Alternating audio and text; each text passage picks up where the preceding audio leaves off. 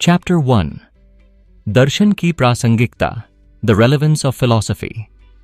हम में से हर कोई जानता है कि धर्म का आस्था से, फेथ से कुछ लेना देना है और दर्शन का तर्क से, रीजन से कुछ लेना देना है।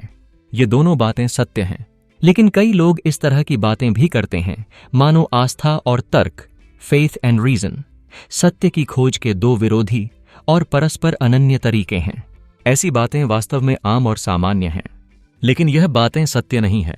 धर्म और दर्शन के बीच का संबंध हमेशा से जटिल और तर्कशील रहा है। धर्म आस्था और विश्वास पर आधारित है, जबकि दर्शन तर्क और तर्कशीलता से जुड़ा है। परंतु क्या ये दोनों एक दूसरे के पूरक नहीं हो सकते? क्या वास्तव में आस्था और तर्क हमेशा एक दूसरे के विरोधी हैं, या फिर वे किसी गहरी सच्चाई की खोज में साथ साथ चल सकते हैं? हम में से अधिकांश लोगों ने कभी न कभी अपने मन में कुछ इस तरह की तस्वीर बनाई है। हमें संदेह है कि जीवन में क्या करना चाहिए या किन चीजों में विश्वास करना चाहिए। हमारे दो अलग अलग हिस्से हमें दो अलग अलग दिशाओं में खींच रहे हैं। दो आवाजें हमें अलग अलग रास्तों पर चलने के लिए बुला रही हैं। एक ओर तर्क की आवाज है तो दूसरी ओर आवाज है आस्था या अंतर्ज्ञान या प्रेरणा की। क्या आप दूर की पहाड़ियों पर उन रहस्यमयी चमकों को देखते हैं? आस्था कहती है, मेरे साथ आओ और मैं तुम्हें उन रहस्यमयी चमक के पास ले चलूंगा। वे सत्य के शाश्वत प्रकाश की झलकियां हैं। क्या आपको यकीन है? दूसरी ओर तर्क कहता है, यह एक सोफिस्टिकेटेड, भ्रमित सोच है। अगर मैं तुम्हारी जगह होता तो मैं रुकता और थोड़ा सोचता। सोचो कि अतीत में तुम्हें कितनी बार धोखा दिया गया है। तुम हर बार खुद को मूर्ख नहीं बनाना चाहते, है ना? या शायद हमारी ये आवाजें ज्यादा व्यावहारिक हैं। शायद हमारे पास एक तरफ कॉमन सेंस है और दूसरी तरफ इंस्टिंक्ट, हंच या लकी स्टार। Shut up! अनुमान कहता है उन पहाड़ियों में सोना है, लेकिन कॉमन सेंस कहता है, अरे उस पागल बूढ़े आदमी पर ध्यान मत दो। कई बार हमें महसूस होता है कि आस्था हमें अनंत प्रकाश की ओर ले जा रही है, जबकि तर्क उस अनंत प्रकाश की ओर जाने से हमें रोकता है। यह भी हो सकता है कि कई लोग केवल तर्क की कसौटी से अपनी आस्था को परखना चाहें। इस द्वंद्व की स्थिति में मन में संदेह उत्पन्न होता है। ऊपर की पहाड़ियों में चमक दिखती है। आस्था कहती है, चलो यह अनंत है। ये जबकि तर्क हमें लगता है, क्या यह केवल सूरज की किरणें हैं? यहां हम एक अमूर्त संघर्ष में फंस जाते हैं, जिसमें एक ओर आस्था की स्नेह भरी करुणामयी आवाज है तो दूसरी ओर तर्क की कठोरता है। विश्वास, फेथ के प्रभाव में शायद हमें ऐसा लगे कि पहाड़ी की चोटियों पर रोशनी वास्तव में अनंत प्रकाश की एक दूर की चमक है। कल्पना की चमकती हुई आंखों से स्थिर होकर शायद हम मानते हैं कि पहाड़ियों में वास्तव में सोना है। लेकिन फिर परिष्कृत तर्क को सुनने के बाद हम आश्चर्य करने लगते हैं कि शायद यह क्या केवल डूबते सूरज की आखिरी किरणें नहीं हैं। और हमें याद है कि पहाड़ियों में सोना होने की संभावना बहुत कम है, जैसा कि हमारा कॉमन सेंस बताता है।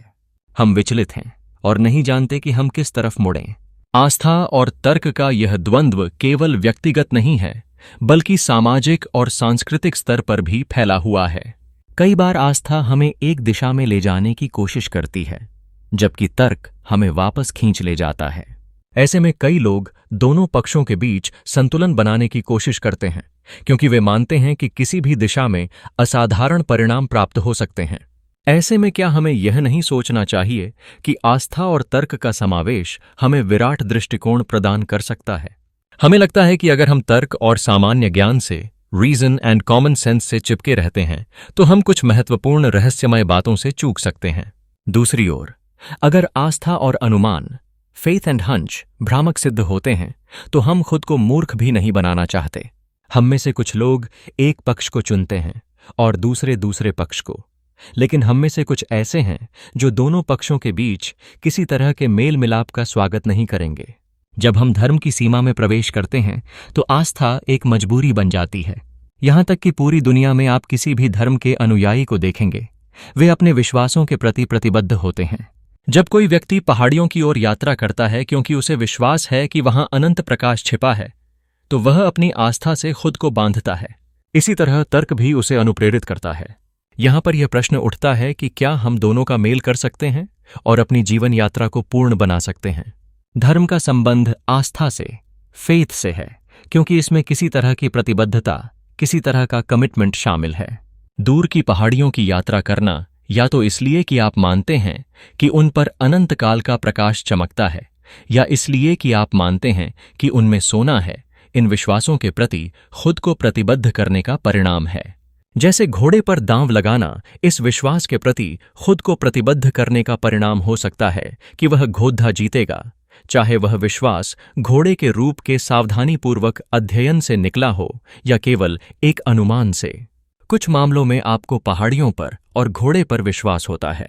या फिर से, आप पहली बार हवाई यात्रा करते समय घबराहट महसूस कर सकते हैं, लेकिन बाद में आपको पायलट और चालक दल पर भरोसा हो जाता है और आप खुद को उनकी देखभाल के लिए समर्पित कर देते हैं, इस विश्वास में कि वे आपको सुरक्षित रूप से पहुंचने में सक्षम बनाएंगे। आप खुद को सभी प्रकार की चीजों के लिए और सभी प्रकार के तरीकों से प्रतिबद्ध कर सकते हैं।